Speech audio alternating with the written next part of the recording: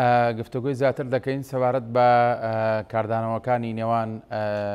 شەڕەکانی حەماس و ئیسرائیل لەسەر ناوچەکە بەگشتیوە بە تایبەتیش عراق و هەرێمی کوردستان لەگەڵ بەڕێز دکتۆر عەدالەت عەبدوڵڵا نووسەر و مامۆستای زانکۆ لە ستۆدیۆ لەگەڵمانە. دکتۆر بەخێر بێ، سوپاس بە ئامادەبوونی جەنابێت. ئیسرائیل و حەماس لە شەڕدان، بەڵام لە عراق و لە هەرێمی کوردستان بەرژەوەندیەکانی ئەمریکا وڵاتانی هاوپەیمان بردومانەکرێنەوە خێنە ژێر مەترسیەوە و داوا لە هاونیشتیمانی و لە هاوڵاتی خۆیان دەکەن کە بگەڕێنەوە بە وڵاتەکانی خۆیان. هەموو ئەمانە بوونەتە پرسیارێک لەوەی بۆ دەبێت لە فەڵەستین شەڕ بێ بەڵام کاریگەرێکی لە هەرێمی کوردستان هەبێ. بە دڵنیایەوە پەرەسەندنی جەنگەکە کەم و زۆر کاریگەریشیە بێ لەسەر هەڵوێستی سیاسی زۆربەی زۆری وڵاتانی عەرەبی و هیچ نەبێت لە ڕووی معنەویەوە ئەبێ وڵاتانی عەرەبی پیشانی بدەن کە هاوسۆزی قەزیەی فەڵەستینین و دژی ئەو جەنگن کە ئێستا بە شێوەیەکی بەرفراوانتر و چڕتر درێژەی هەیە و ئەیانەوێ پیشانی بدەن کە لە ڕێگەی ئەم هەڵوێستانشەوە حتمەن جوڵەیەک لە ناوەندی نێونەتەوەی و نێودەوڵەتیە دروستکەن بۆ ئەوەی هیچ نەبێ فریای ئەوە بکەون کە ئەمێنێتەوە، چونکە بەڕاستی ئەوەی بەپی ئەو زانیاریش کە ئێستا لە ئێوە خۆتان بڵاوتان کردەوە کورسات نیوز ئامارەکانیش بە بەردەوامی ئەگۆڕن، یعنی ڕێژەی وێرانکردن و خاپوورکردن لە غەزا بە شێوەیەکی لە ڕاستیە مەترسیدار لە هەڵکشانە. بۆیە ئەوەی پەیوەندی بە وڵاتێکی دیاریکراوی وەکو عێراقەوە بێ، عێراق کە بوو زۆر لە ژێر کاریگەری ئەو دابەشبوونە ئەو دابەشبوونانەی وڵاتانی هەرێمایەتیە هەیە سەبارەت بە زیاتر لە کەیس و قەزیەیەکە هەیە. یەکێک لەو بابەتانە بێگومان پرۆسی ئاشتی عەرەب ئیسرائیلە و ململانەی عەرەب ئیسرائیل کە ئێستا لە شەڕی غەزەیە حکوومەتی عێراقی و هێزە سیاسیەکانی بە شێوەیەکی ڕاستەوخۆ بێ یان ناڕاستەوخۆ بناچارەکە کە هەڵوێز بدوێنن. جا هەڵوێستەکان تا چەند لە قازانجی ئاسایش و لە قازانجی دۆخی ئابووری عێراق و بە ئێمەشەوە بە هەرێمی کوردستانیشەوە ئەمە بابەتێکە بێگومان ڕەنگە ئێستا لە سەر ئاستی عێراق کەمتر مشتومەڕی لەسەر بکرێ، بەڵام خۆمان وەکو هەرێمی کوردستان پێم وابێ ئەبێ بایەخی پێ بدەین، چونکە یەکلاکردنەوەی هەڵوێست لەم جەنگەیە تا ڕادەیەکی زۆر بریتیە لە پرۆسەی بەشداریکردن لە ئاراستەکردنی جەنگەکەیە و هەموو جۆرە هەڵوێستێک لەم کاتە لەم ساتە وەختەی کەتیایین لەلایەن عێراقەوە بێت، لەلایەن هێزە سیاسیەکانیەوە بێت، لەلایەن بۆ نمونە خیتابی ڕسمی دەوڵەتی عێراقیەوە بێ بە دامەزراوەکانیەوە ئێمە وەکو هەرێمی کوردستان و حساباتی وردی لەسەر ئەکرێت، چونکە تێوە نەتەوێ هەردوو لایانی جەنگەکە ئیمتیداداتی ئیقلیمی و نێودەوڵەتیشیان هەیە. پیان وایە کە هەموو جۆرە هەڵوێست وەرگرتنێک لەم ساتە وەختە هەم بە پێویستی ەزانن و هەم حسابی وردیشی بۆکەن. عێراق نەیشاردوێتەوە لە چوارچێوەی ئەوەی کە لە کۆنگرەکەی قاهیرەیە بێ کە سوودانی خۆی تایە بەشدار بوو بە پێشکەشکردنی کەلیمەیەک یان چ لە ڕێگەی هەڵوێستی ڕسمی دەوڵەتی عێراقیەوە بێ و هێزە سیاسیەکانی بێ و تەنانەت گروپە میلیشیاییەکانی بێ تقریبەن معالمی هەڵوێستی دەرکەوتووە. هەرێمی کوردستان کەمتر، یعنی لە هەرێمی کوردستانە ڕاستە هاوسۆزەیەکی گشتی هەیە بۆ ئەوەی کە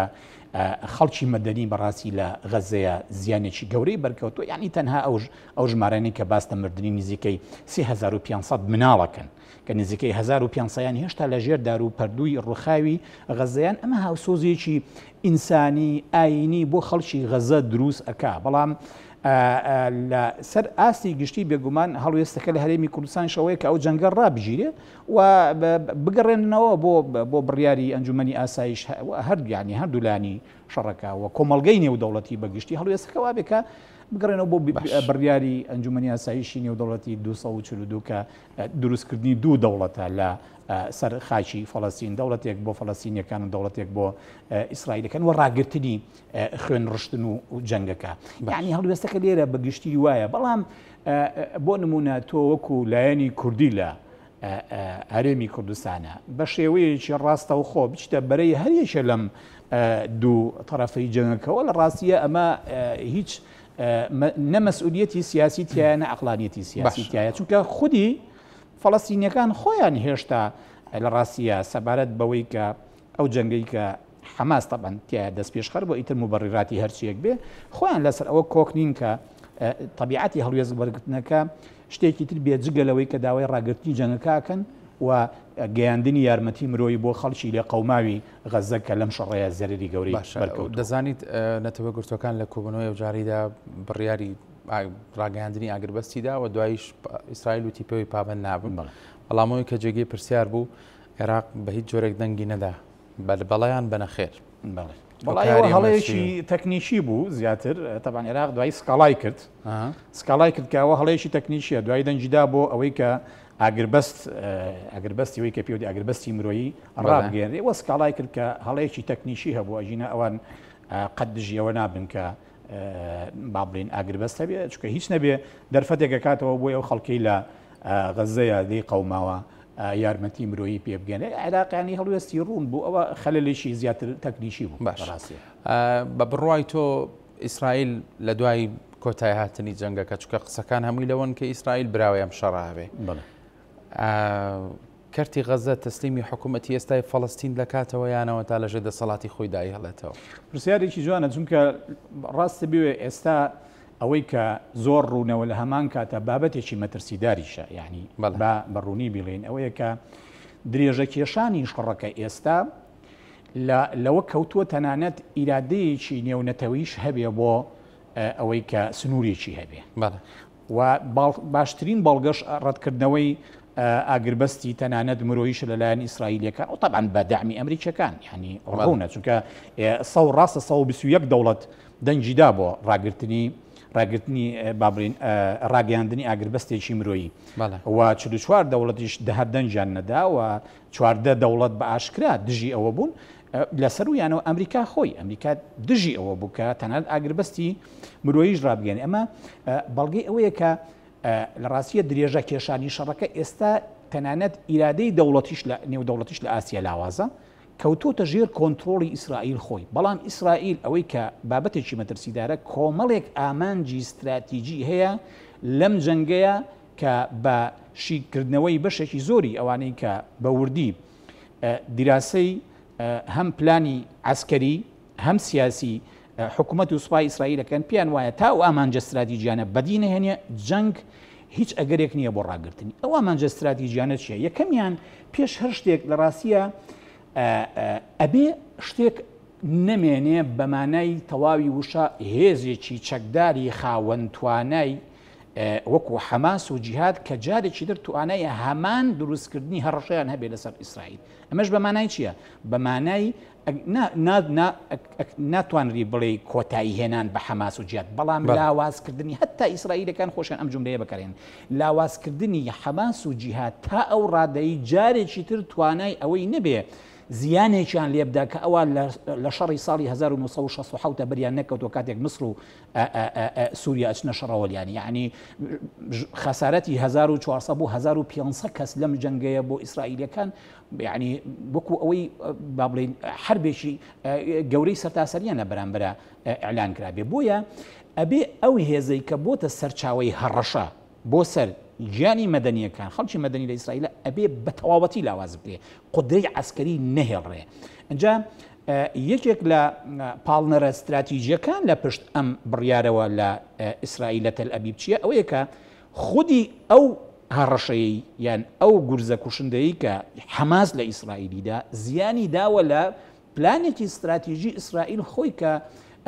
هاندانی هەموو جوولەکەی لە سەرتاسەری جیهان کە بێن لەسەر خاشی فەڵەستین و لە مستەوتەناتی فەڵەستینیە بێن نیشتەجێ ببن ئەم پلانە استراتیژیە گورزی گەورەی بەرکەوتووە لەگەڵ ئەم شەڕەی حەماسە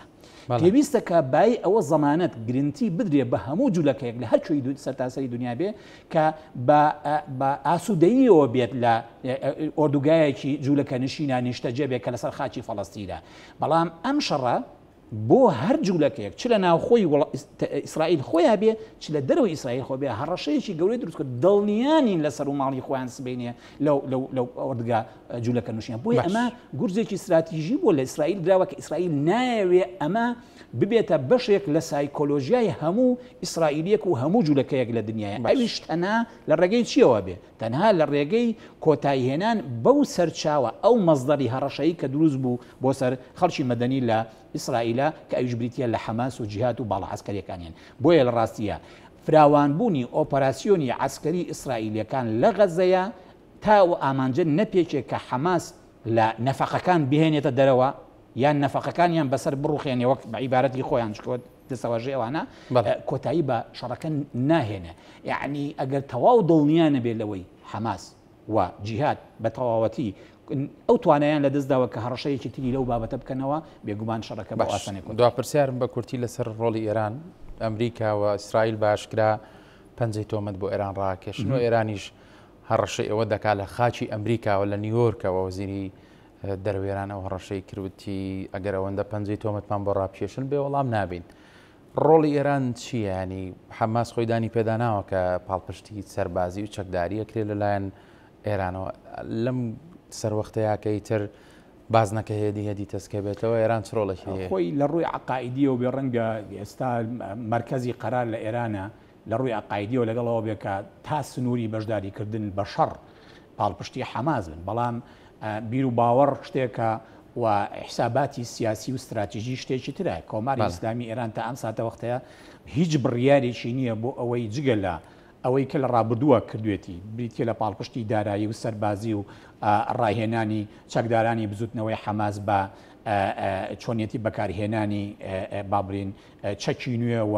دروستکردنی موشک جگە لەم هاوکاریانەی کە لە ماوەی پێشوە کردوێتی و لەم جەمگای ئێستا تەبەن ڕاوەستاوە ئەمە تا ڕادێک ڕەنگە هاوکاری دارایی و ئەوانیان بۆ بچێ و بەردەوام بێ، بەڵام کۆماری ئیسلامی ئێرانی تاک وێستا هیچ بڕیارێکی نییە بۆی داخلی شەڕەکە بێت، چونکە تەوقیتی بەشداریکردن لە جەنگێکی وا لەم کاتەیە تەنانەت بۆ ئەمریکاش شتێکە ڕەتەکرێتەوە. بۆیە زۆر بە ڕاشکاوی کاربەدەستێکی گەورەی ئێران لەم دوێنێ باسی لەوە کرد کە ئەمریکەکان خۆیان پەیوەندیان پێوە کردوون، پێیان وتون بە تارانیان وتووە نەکەن ئەو هەڵەیە بکەن کە بەشدار بن لەم شەڕەیە، چونکە بەڕاستی نەتایجەکانی و عاقیبەتەکانی زۆر خراپێ و ترسی ئەوەش هەیە وەکو لوکاشینکۆی سەرۆکی بیلاڕوسیاڵێ ڕەنگە ڕۆژهەڵاتی ناوەڕاست سەرەتای جەنگێکی جیهانی بێوە ئێرانیش بەشداری ئێران لە جەنگەکە ببێتە هۆکاری ئەو جەنگ. سپاس بۆ دکتۆر عەدالەت وڵان و سەر و مامۆستای زانکۆ لە ستۆدیۆ لەگەڵ مامی بەخێر بیت. بەڕێزی زۆر بەخێر بیت.